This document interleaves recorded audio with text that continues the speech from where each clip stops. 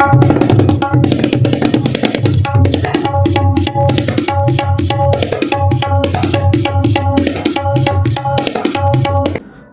जनता पार्टीच्या कार्यकर्त्यांवर गुन्हा दाखल करावा या मागणीसाठी शिवसेना शिंदे गटाचे आमदार चंद्रकांत पाटील यांनी मुक्ताईनगर पोलीस ठाण्यात कार्यकर्त्यांसह हजर झाले होते। काल चंद्रकांत पाटील यांच्यासह 5 जणांविरुद्ध मुक्ताईनगरात गुन्हा दाखल करण्यात आला असून मुक्ताईनगर पोलिसात हा गुन्हा दाखल झाल्यानंतर केंद्रीय क्रीडा मंत्री रक्षा खडसे यांनी दबाव आणत हा गुन्हा दाखल केल्याचा आरोप आमदार चंद्रकांत पाटील यांनी केला आहे। काल मतदान सुरू असताना शिवसेना शिंदे गटाचे कार्यकर्ते व भारतीय जनता पार्टीचे कार्यकर्ते समोरासमोर येऊन मोठा वाद झाला होता। या प्रकरणी शिवसेना शिंदे सेनेचे आमदार चंद्रकांत पाटील व 5 कार्यकर्त्यांविरोधात गुन्हा दाखल करण्यात आला होता। आमची ही बाजू ऐकून विरोधकांवर देखील गुन्हा दाखल करावा अशी मागणी शिवसेना शिंदे गटाचे आमदार चंद्रकांत पाटील यांनी केली आहे। आज दिनांक 3 डिसेंबर रोजी दुपारी 4 वाजता ही माहिती माध्यमांना प्राप्त झाली आहे।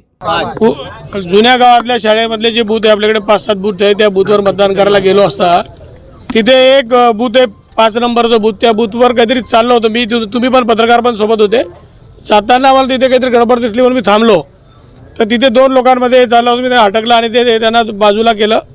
पण रात्री उशिरा काहीतरी गुन्हा दाखल झाला आणि मला ते आज सकाळी माहीत पडलं। त्या प्रसंगाने मी माझ्या माणसाकडून माहिती घेतली तर माझा माणूस ज्या 2 लोकांमध्ये अमीन खान नावाचा एक ग्रस्त आहे, तो हिस्ट्री सीटर आहे, याच्यावर अनेक गुन्हे आहे। याच्यापूर्वी पण त्याने एका मुलीची छेडखानी केली म्हणून त्याला चौकामध्ये भर चौकात चोप दिला गेलेला होता। आणि जहांगीर खान त्याचा भाऊ, जो भुसावळचा मतदार आहे, भुसावळमध्ये राहतो, भुसावळमध्ये जळगावचा मतदार आहे, जळगावमध्ये राहतो, जळगावमध्ये त्याचं वास्तव जळगावमध्ये आहे। तो एखाद्या काहीतरी संघटनेचा तिथे काहीतरी कामही करतो आणि तिथे जळगावमध्ये महापालिकेत त्याने उमेदवारीही केलेली आहे। तो स्वतःही तिथे कंटिन्यू बूथवर होता। बूथवर जर आपण बघितलं तर CCTV फुटेजमध्ये सगळं आपल्याला दिसून येईल। काल रात्री काहीतरी स्वतः मंत्री महोदय इथे आल्या, रक्षाताई, आणि त्यांनी स्वतः पोलीस स्टेशनला येऊन तो प्रभाव टाकून तो गुन्हा दाखल केला। पण गुन्हा दाखल करायच्या संदर्भात आमची काही तक्रार नाही, कोण पण पोलीस स्टेशनला येऊ शकतो, कायद्यानुसार गुन्हा त्याची फिर्याद देऊ शकतो, तो काय असेल पोलीस चौकशी करतील, तपासात जे निष्पन्न व्हायचा जो आरोपी असेल त्याच्या संदर्भात जे व्हायचं ते होईल। पण आमचा व्यक्ती ज्या दिवशी त्या क्रॉस कंप्लेंट द्यायला आला, त्याला मारहाण झाली, उलट त्याच्या विरोधात ज्याला मारहाण झाली त्याच्या विरोधात गुन्हा दाखल करून घेतला, त्यालाच आरोपी केला। त्यात आणखी काही लोक त्यांचा काही संबंध नव्हता, CCTVमध्ये कुठेच ते दिसत नाही आहे, ते CCTVमध्ये असताना कुठे भांडण करताना दिसत नाही, अशा लोकांनाही आरोपी केलं। पण हरकत नाही, ते तपासात निष्पन्न होईल, CCTV फुटेजचे त्याच्यामध्ये आहे ती निगराणी, त्याच्यामुळे त्यात लक्ष होईल।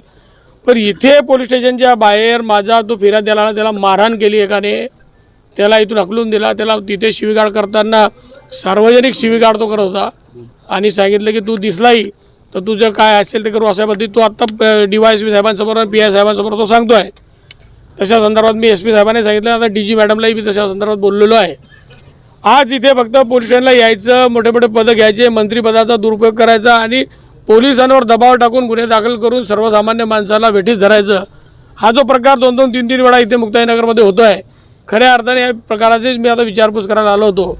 आणि अशा पद्धती दबावामध्ये मुक्ताईनगरमध्ये जर कायदा सुव्यवस्था कोणी तोडणार असेल, तुम्ही बघितलं असेल की निवडणुकीची आदर्श आचारसंहिता असताना काल मंत्री महोदय प्रोटोकॉल घेऊन पूर्ण गल्लीगल्लीत फिरत होत्या, जेव्हा की आदर्श आचारसंहितेच्या क्लिअर कट गाईडलाईन आहे की मंत्र्यांना त्यांचा प्रोटोकॉल घेऊन, त्यांचे ते वाहनं घेऊन, पोलीस वाहनं घेऊन, सायरन वाजवताना अशा पद्धती फिरता येते। ते मी निवडणूक आयोगाकडे तशी तक्रार करणारच आहे, तशी तक्रार करणार। त्यांचं मुक्ताईनगरमध्ये कोणत्याच बूथच्या यादीत नाव नाही, मतदार यादीत नाव नाही, तरी मी बूथमध्ये फिरत होत्या, बूथमध्ये म्हणजे 100 मीटरच्या प्रिमायसेसमध्ये फिरत होत्या।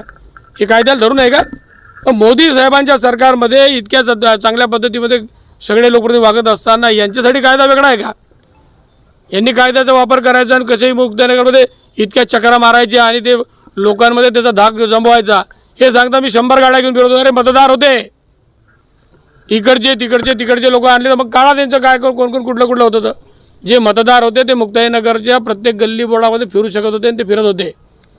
पण तुमच्याकडे तुम्ही मतदार नसताना, तुम्ही मंत्री असताना मंत्रिपदाचा मतदारांवर प्रभाव पडावा म्हणून मागे सायरनवाल्या 2-2 गाड्या घेऊन फिरता, मागे निवडणूक आयोगाची गाडी फिरते, DYSP महोदय बी त्यांच्या मागे खूप वेळ फिरत होते, कारण मी त्याची रेकॉर्डिंग केली, माझ्याकडे रेकॉर्डिंग आहे त्याची आली। म्हणजे अशा पद्धतीत एक प्रभाव मतदारांवर होईल, ग्रामीण भागातील लोकांवर त्याचा काहीतरी प्रभाव होईल आणि मतदान इकडे तिकडे होईल, अशा पद्धती सगळ्या ॲक्टिव्हिटीज केंद्रातली राज्यमंत्र्यांनी काल इथे केलेल्या आहे। पोलिसांनी सांगितलं मी आता SP साहेबांशी बोललोय, पोलिसांनी सांगितलं मी गुन्हा दाखल करू.